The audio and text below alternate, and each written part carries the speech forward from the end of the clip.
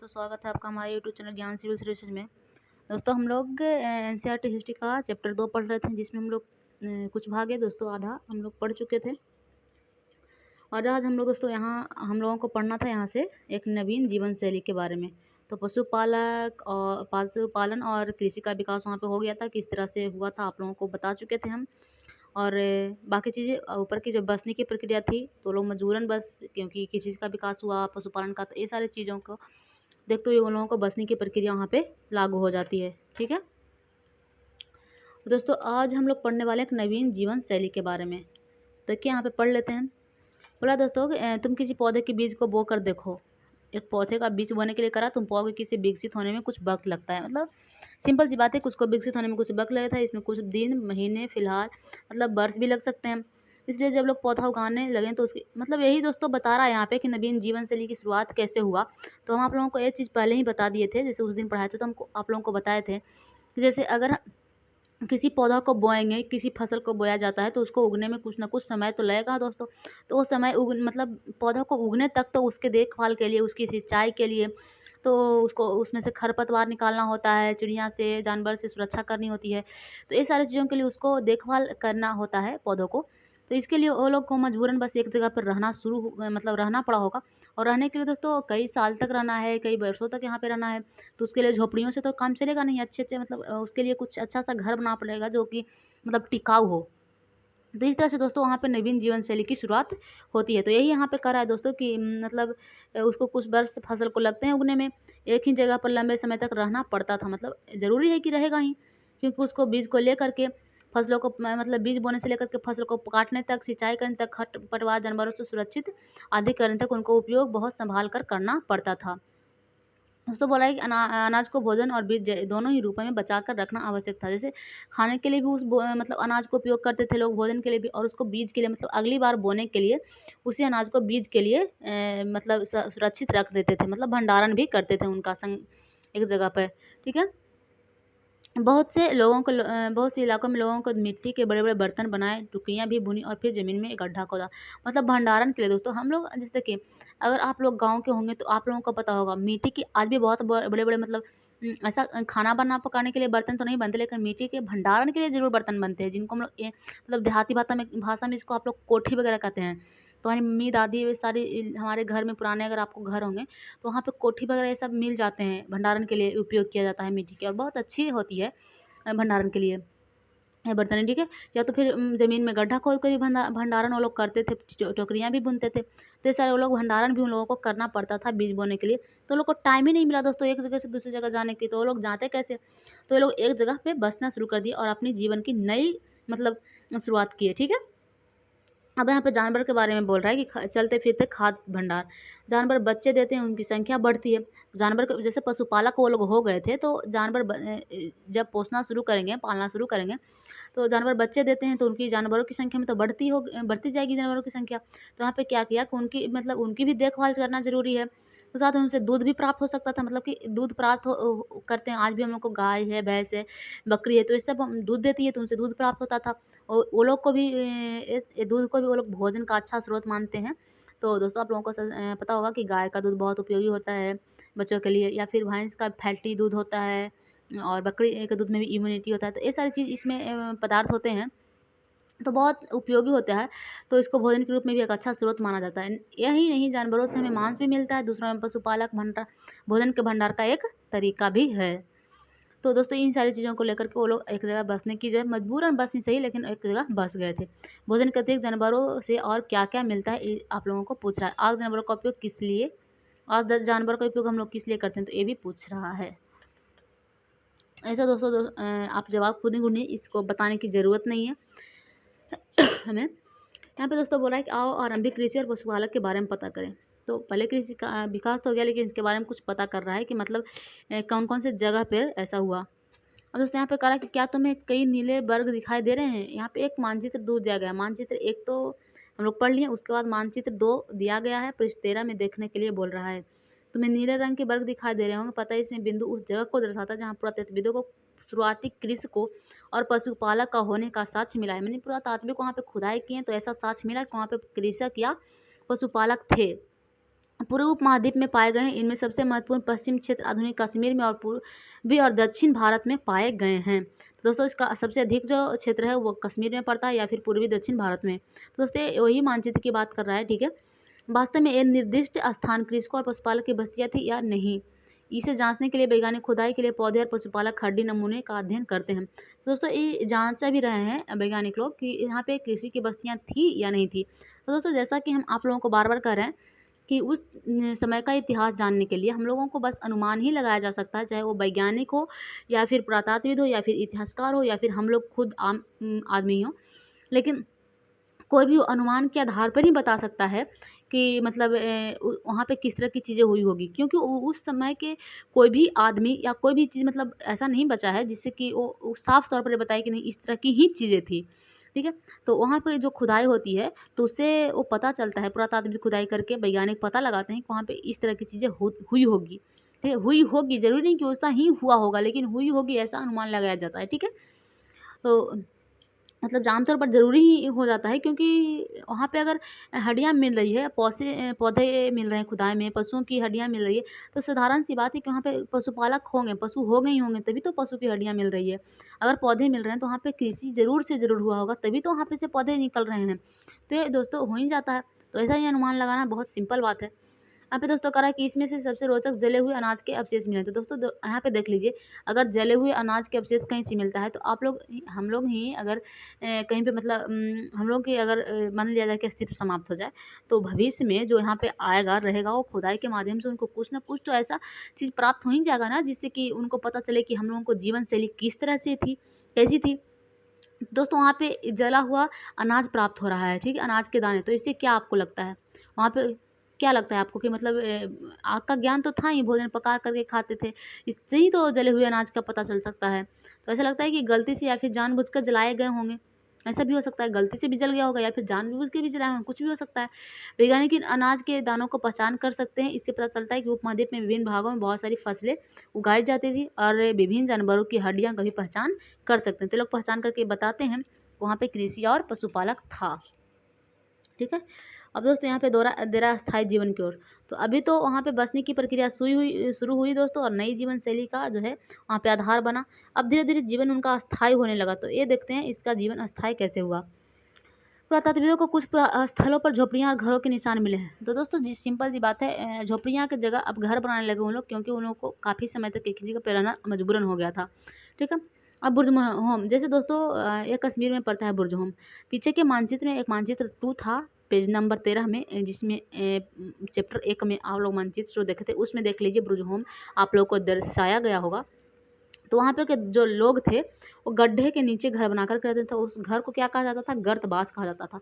दोस्तों अगर आप लोग एनसीईआरटी चीज़ें पढ़ रहे हैं बुक, तो आप एक कॉपी कलम लेकर के बैठिए और जो इंपॉर्टेंट चीज़ आपको लगती है उसे आप लोग एक कॉपी में नोट करता जाइए, ताकि आपको दोबारा से एनसीईआरटी पढ़ने की ज़रूरत ना पड़े और आपको ये छोटी छोटी करके ही बहुत मतलब ज़्यादा चीज़ें जो है आपके माइंड में एकत्रित होता जाए, ठीक है। दोस्तों अभी ये छोटी छोटी चीज़ें एक एक करके कि आप लोगों के माइंड में डालते जाएंगे तो उतना मतलब उतना कष्ट नहीं उठाना पड़ेगा, उतना भार नहीं पड़ेगा कि हमको पढ़ने में भार पड़ रहा है। एक कहानियाँ की तरह एक मतलब बुक है, छोटे से बच्चों की तरह, तो आपको उतना भार नहीं पड़ रहा होगा।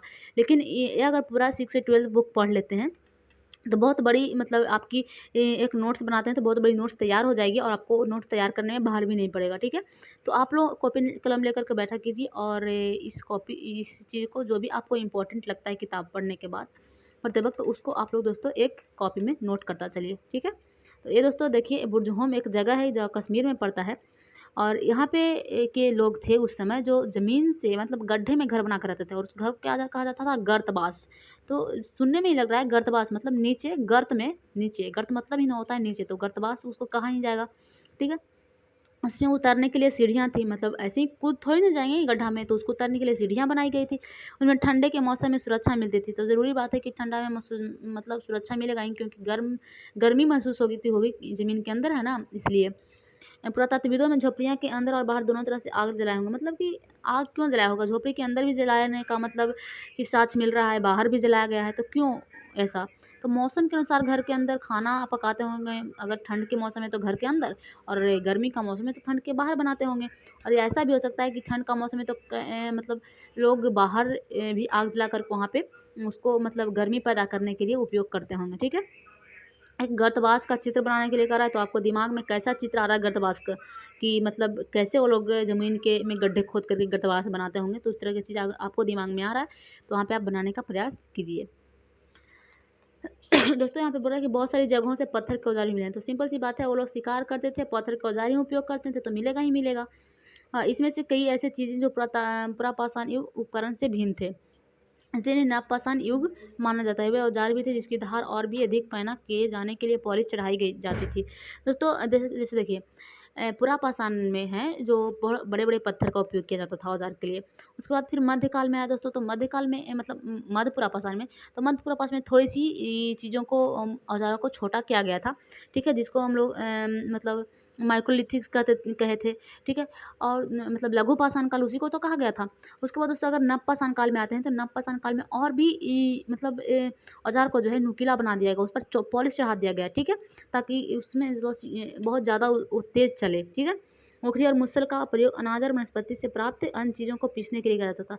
तो दोस्तों ओखली और मुसल, ओखली का नाम आप लोग सुने होंगे, सबके घर में ओखली होती है।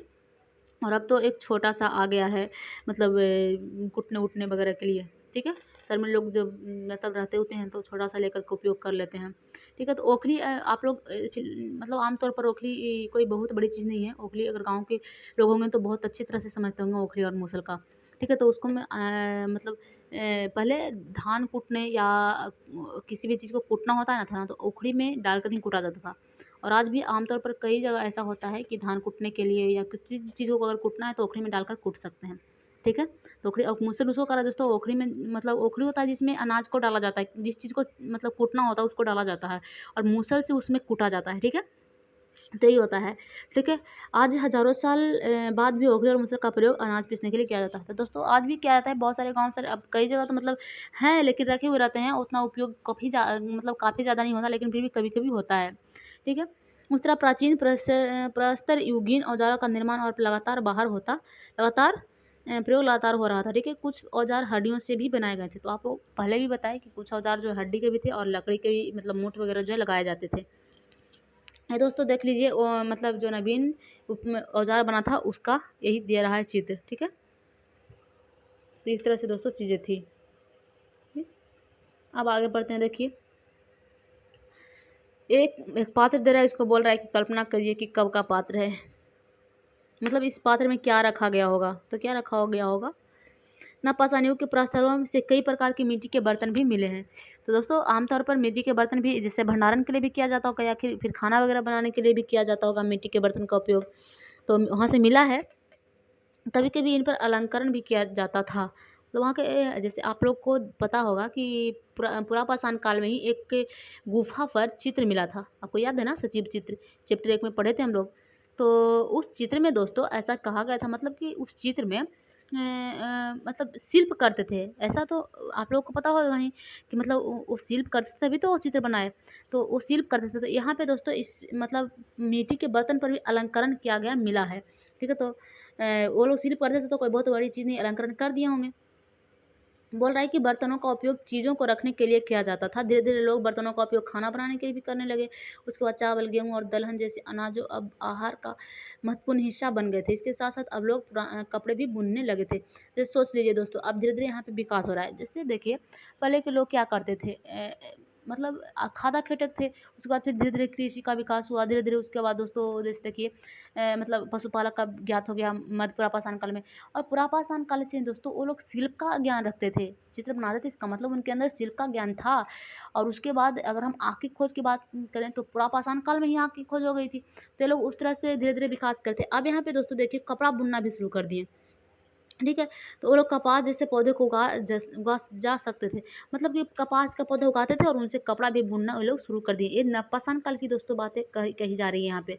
ठीक है, तो वो लोग धीरे धीरे करके बुनकर भी बन गए। तो अब बोल रहे हैं यहाँ पे, क्या ये परिवर्तन हर जगह एक साथ ही आ गए होंगे, तो ऐसी बात नहीं है, हर जगह पे मतलब एक साथ ही नहीं आए होंगे, धीरे धीरे कर करके ये सारी चीज़ें आ गई। जैसे अगर हम औद्योगिकरण की ही बात करें दोस्तों, तो सबसे पहले इंग्लैंड में मतलब इस तरह 16वीं शताब्दी में ये घटा है, 16वीं 17वीं शताब्दी में। ठीक है, और उसके बाद ही दोस्तों सभी जगह विकास हुआ, तो धीरे-धीरे ही हुआ। भारत में तो काफ़ी देर से आया, ठीक है? तो मतलब ज़रूरी नहीं कि हर एक जगह पे मतलब एक ही मतलब हर एक जगह पे एक साथ ही विकास हो गया होगा। धीरे-धीरे कर के चीज़ें आई होगी। ऐसी बात नहीं है, कई तरफ जहाँ कई जगहों पर स्त्री-पुरुष शिकार और भोजन बना करने के काम करे, तो वहीं हज़ारों सालों के दरमियान धीरे-धीरे खेती और पशुपालन को अपना दिया। मतलब कि ऐसा भी हो सकता है कि यहाँ पे कृषि या पशुपालन का विकास हो गया, तो कहीं और जगह पे लोग अभी खाद्य संग्राहक या मतलब आखेटक में ही लगे हुए हैं। तो ऐसी कोई बहुत बड़ी चीज़ नहीं है, एक ही साथ नहीं हुआ होगा विकास, ये बहुत सिंपल सी बात है। अब दोस्तों यहाँ पे कह रहा है कि मेरा गढ़ में जीवन मृत्यु। यहाँ पे हम लोग बुर्ज होम के बारे में एक पढ़े, कश्मीर में जगह थी, वहाँ पे गर्तबास में दोस्तों लोग रहते थे। अब यहाँ पे एक मेरा गढ़ के बारे में दे रहा है। तो मेरा गढ़ में जीवन और मृत्यु में दे रहा है। मेरा गढ़ को ढूंढिए। मेरा गढ़ दोस्तों पिछले आप लोग देख लीजिएगा, जो मानचित्र दिया गया था उसमें मेरा गढ़ आपको मिल जाएगा। ये सारे दोस्तों नवपाषाण स्थल की बात कर रहा है, ठीक है? नवपाषाण स्थल में दोस्तों ये सब है। दोस्तों अगर हम आपको बात करें तो न उस मानचित्र को देख करके आप नवपाषाण के कुछ स्थल और पुरापाषाण के कुछ स्थल और उसके बाद मध्य पुरापाषाण के कुछ स्थल आप लोग याद कर लीजिएगा, ताकि आपको काम दे, ठीक है? हो सकता है कि कोई भी पूछ दे कोई कि एक किस पुरापाषाण का स्थल है, या फिर नवपाषाण पुरापाषाण के 2-4 पुरास्थल के नाम बताइए, तो आप लोग मतलब इसमें सहूलियत होगी, ठीक है? आप लोग याद कर लीजिएगा। यहाँ पे दोस्तों कह रहा है ये मेरा गढ़ की बात करा, ईरान से जाने वाले सबसे महत्वपूर्ण रास्ते बोलन दरी के पास एक हरा भरा समतल क्षेत्र है। तो बोलन दरी के पास पड़ता है ये ईरान के रास्ते, ठीक है? मेरा गढ़ समस्त वह स्थान है जहाँ स्त्री पुरुष न इस इलाके में सबसे पहले गेहूं जो उगाना और भेड़ बकरी पालना सीखे थे। यहाँ विभिन्न प्रकार के जानवरों की हड्डियां और हिरन तथा सुअर जैसी जानवरों तथा भेड़ बकरियों की हड्डियां भी मिली है, ठीक है? और दोस्तों मेरा घर की अगर हम बात करें घर की, तो मेरे घर में इस तरह के घर बना करके दोस्तों लोग रहते थे। चरकोन घर है, देख लीजिए आप। मेरा घर में घर शायद हों ऐसे दिखते हों। तुम जिस घर में रहते हो उसके साथ इस घर का क्या समानता है, तो इसको समानता देखने का है आज के घर से, ठीक है? तो ये आप लोग समानता कर लीजिए क्या समानता है। अब दोस्तों देख लीजिए यहाँ पे वहाँ पे बहुत सारी मतलब हड्डियाँ मिली है जानवरों की, तो वो लोग वहाँ से जानवरों को पशुपालक थे ही, तो वहाँ से हड्डियाँ मिली है, ठीक है? मेरा घर के इसके अलावा चौकोर और आयताकार घरों के अवशेष भी मिले हैं। तो देखिए घर के अवशेष ये देखिए ही दे ही रहा है आपको। प्रत्येक घर में 4 और उससे ज़्यादा कमरे थे। इनमें कुल संभवतः भंडारण के काम आता, मतलब कि वो लोग कृषि का विकास कर चुके थे और पशुपालक हो गए थे, तो कुल इसमें जो है वहाँ पे भंडारण के लिए भी कमरा का उपयोग भी कर रहे थे। मृत्यु के बाद समान तक मृतकों के सगे संबंधी उसके प्रति सम्मान जताते थे, मतलब उनको विश्वास था कि आत्मा जैसा कुछ चीज़ होती थी, तो उसके प्रति मृत्यु भी हो जाता था तो वो भी उसके प्रति सम्मान जताया करते थे, उसके जो सगे संबंधी होते थे। उनका मतलब आस्था था कि मृत्यु के बाद भी जीवन होता है, और जो मृतक होते थे उनको कब्र में, पहले ऐसा नहीं था कि मतलब जलाया जाता था मृतकों को, एक कब्र में दफनाया जाता था, ठीक है? तो वो कब्र में कुछ सामान भी दे देते थे ताकि उनके उपयोग में आ सके, ठीक है? तो मेरा में एक कब्र ऐसा मिला है जिसमें एक मृतक के साथ एक बकरी को भी दफनाया गया था। तो यहाँ पे देख लीजिए दोस्तों, एक मृतक है और इसके साथ एक बकरी को भी दफनाया गया है, यहाँ पे दिखाई दे रहा होगा आपको। इस कब्र में एक मृतक के साथ एक बकरी को भी दफनाया गया, संभवतः इसे परलोक में मृतक के खाने के लिए रखा गया होगा। तो लोग ऐसा सोच करके कि मतलब वो अपने जीवन में खाएंगे वहाँ पे, इसके लिए उसको बकरी दे दिया गया एक, ठीक है? तो इस तरह की चीज़ें थी। ये कहाँ की बता रहा है दोस्तों, मेरा गढ़ की बातें बता रहा है। मेरा गढ़ पड़ता कहाँ है दोस्तों, तो बोवलन दर्रे के पास है, ईरान जाने के रास्ते।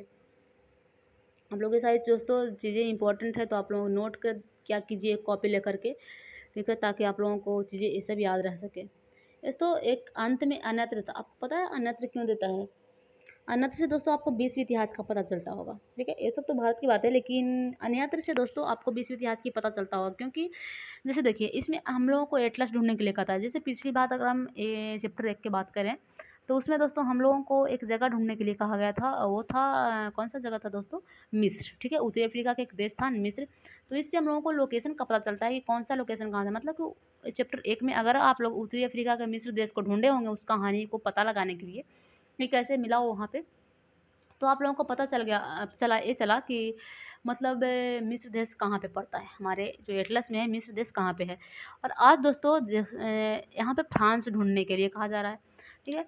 तो दोस्तों इस तरह से पर डे अगर हम एक देश को ढूंढते हैं तो हम लोगों को पता चल सकता है कि हमारे एटलस में कौन सा देश कहाँ पे है। और इसी तरह से पर डे भी एक एक देश को अगर हम ढूंढें और एक देश को ढूंढेंगे तो उसका लोकेशन सिंपल सी बात है कि हम लोगों को याद रहेगा, ठीक है? क्योंकि एक देश में हम एक दिन में बहुत सारे लोकेशन नहीं ढूंढ रहे हैं, एक दिन में एक ही लोकेशन ढूंढ रहे हैं, इसका मतलब कि हमारे माइंड में सेट होता जा रहा है। ठीक है, तो इस वजह से आप लोग इसे अनदेखा मत कीजिए, इस अन्यत्र को पढ़िए और उस देश को ढूंढा कीजिए दोस्तों, जो देश यहाँ पे दे रहा है उसको एक देश को ढूंढा कीजिए, ताकि हम लोगों को जो वो देश का लोकेशन हो हमारे माइंड में फिक्स होता जाए कि उससे कोई भी अगर पूछे, देखिए हमारे एटलस में फ्रांस कहाँ है, तो उसके आसपास की चीज़ें हम लोगों को याद होना शुरू हो जाए कि नहीं वहाँ पे ऐसा था ऐसा था ऐसा था और वो यहाँ पे ही है। कोई कन्फ्यूज़ भी करे कोई तो भी हमको लगे नहीं मतलब यहीं पे है तो है, ऐसा हो जाना चाहिए। ठीक है दोस्तों, जैसे देखिए बहुत सारे लोगों का शिकायत होता है कि मानचित्र याद नहीं होते हैं और लोकेशन याद नहीं होता कौन कहाँ पे है, बहुत ये हार्ड है। लेकिन हम कहते हैं भी मतलब बहुत हार्ड नहीं है, अगर आप लोग ये पढ़ रहे हैं बुक तो आप लोग के लिए और भी आसान हो जाता है, क्योंकि आप लोगों को पर डे एक लोकेशन ढूंढना ही चाहिए। और अगर आप लोगों को अच्छा लोकेशन के बारे में अच्छा ज्ञान था तो फिर कुछ कहना ही नहीं है, बहुत अच्छी बात है। ठीक है, लेकिन अगर आप लोगों को इस चीज़ में मतलब परेशानी है, प्रॉब्लम है, तो आप लोग ये सारी चीज़ किया कीजिए जो इस किताब में बोलता है। पर डे एक देसी ढूंढा कीजिए, लेकिन ढूंढा कीजिए। तो आइए फिलहाल हम यहाँ पे आते हैं, यहाँ पे फ्रांस ढूंढने का बात कर रहा है। ठीक है, तो आप लोग ढूंढिएगा फ्रांस कहाँ पे पड़ता है। ये एक चित्र दिया गया है दोस्तों, ये फ्रांस का चित्र है। फ्रांस में एक गुफा है, उसका चित्र दिया गया है। पुरातत्व की खोज लगभग 100 साल पहले 4 स्कूली बच्चों ने की है। मतलब इसकी जो खोज है वो 4 साल पहले 4 स्कूली मतलब कि सॉरी आज से 100 साल पहले इसकी खोज की गई है। और वो किया कौन है, तो स्कूली बच्चों ने किया है। सबसे बहुत बड़ी चीज़ है कि स्कूली बच्चे ने खोज दिया इसको। सोच लीजिए, इस तरह की चीज़ लगभग 20,000 साल पहले से लेकर 10,000 साल पहले के बीच बनाए गए हैं होंगे। मतलब इसका जो मतलब पता लगाया तो लगा कि ये 20,000 साल पहले से 12,000 साल मतलब सॉरी 10,000 साल पहले के बीच ही ये चित्र बनाया गया होगा। इसमें कई जानवरों के चित्र हैं, तो आपको दिखने में ही लग रहा है कई जानवरों के चित्र हैं। इसमें जंगली घोड़ा है, गाय है, भैंस, गंडा, रेनडियर, बारहसिंगा और सुअरों के गहरे चमकीले रंगों से चित्रित किया गया है। तो देख लीजिए यहाँ पे बहुत रंगीन बनाया गया है दोस्तों। कौन इतना रंगीन बनाया होगा उस समय की में, आपको कुछ फील कर रहे हैं आप कि कौन इतना बढ़िया चित्रकारी उस समय में करता होगा। इन रंगों को लौह अयस्क और चारकोल जैसे खनिज पदार्थों से बनाया जाता था। दोस्तों यहाँ पे बहुत बड़ी चीज़ देख लीजिए, उस समय में लोग लौह अयस्क और चारकोल का प्रयोग करके चित्र बना रहे हैं। सोच लीजिए कितनी बड़ी शिल्पकारी करते थे वो लोग। ठीक है, ऐसा शिल्पकार तो आज भी कोई नहीं कर सकता क्या पता। ठीक है, ये कह रहा है कि यह संभव है कि इन चित्रों को उत्सवों के अवसर पर बनाया होगा। मतलब कि कोई उत्सव होगा उसके अवसर पर ये बनाए होंगे। हमारे यहाँ कोई उत्सव होता है तो बहुत ऐसी चीज़ बनाते हैं जो भविष्य के लिए सुरक्षित रह सके। ठीक है, बहुत सारी ऐसी चीज़ें होती है, तो इसको भी कोई उत्सव पर बनाया है। ठीक है, फिर इन्हें शिकारियों द्वारा शिकार पर निकलने से पहले कुछ अनुष्ठान के लिए बनाया गया होगा। मतलब अनुष्ठान मतलब वही पूजा पाठ के लिए, शिकार से निकलने के पहले वो लोग किया करते थे, तो इसके लिए भी बनाया गया होगा। क्या तुम इन्हें बनाने का कोई कारण बता सकते हो। मतलब ये वो अनुमान के अनुसार बताया जा रहा है कि आखिर इतना चित्रित इतना मतलब रंगीन टाइप से इतना मेहनत करके आखिर क्यों किस कारण से बनाया होगा और कौन इतना मेहनत करके बनाया होगा। उस तरह उस समय का शिल्प है, तो इसको अनुमान लगाया जा रहा है कि या तो कोई उत्सव पर बनाया गया होगा या तो फिर अनुष्ठान के लिए बनाया गया होगा। अगर आपको कोई और कारण नज़र आता है तो ये आपको पूछ रहा है कि कोई और कारण हो सकता है या नहीं। ठीक है, तो यही था दोस्तों आज का हमारा चैप्टर 2। यहाँ पे एक तुर्की भी ढूंढने को कहा। देखिए आज आपको 2 देश दे दिया, एक फ्रांस ढूंढने को बोला, एक तुर्की।